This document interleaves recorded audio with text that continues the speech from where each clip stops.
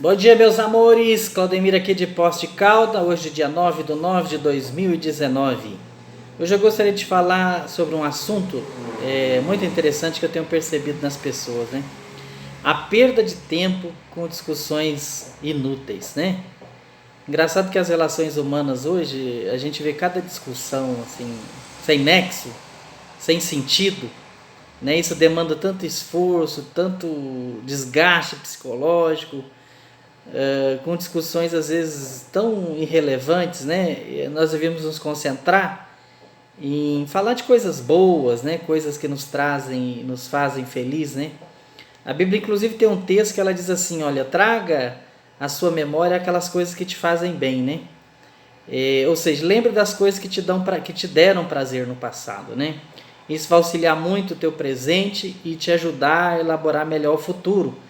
Mas, diferentemente, a maioria das pessoas consegue ficar arraigadas no passado, lembrando-se de discussões tolas, né, sem sentido, e isso acaba prejudicando você e, muitas vezes, o relacionamento do casal, né?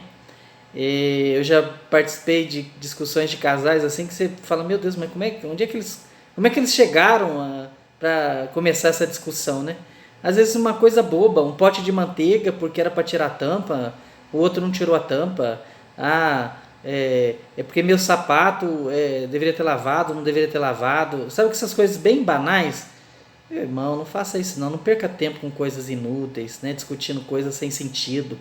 Vamos discutir coisas que nos façam melhores, né?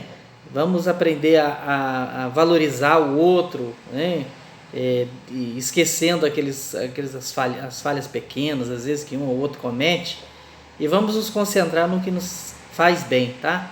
Então traga à sua memória as coisas que te fazem bem, né? E a Bíblia tem muito texto, diz que às vezes manda nos lembrar e algumas coisas manda nos esquecer. Por exemplo, lembra-te de onde vieste, né? Deus falando com Israel, lembra de onde vieste, né? De onde era Israel? Israel era um povo cativo, aprisionado lá no Egito, e através de Moisés Deus liberta o povo. Então Deus sempre trazia a memória deles, para que eles se lembrassem de onde eles vieram, para que pudesse trazer algum sentido atual, né, no presente deles, para que eles se lembrassem como era triste e amargurante a vida em escravidão. Mas tem coisas que Deus pede para a gente esquecer, né?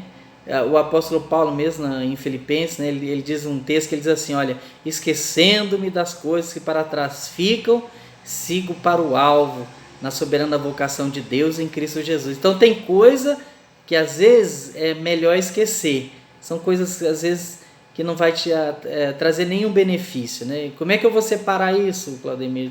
Se eu devo lembrar ou devo esquecer? Lógico que esse exercício não é fácil, né?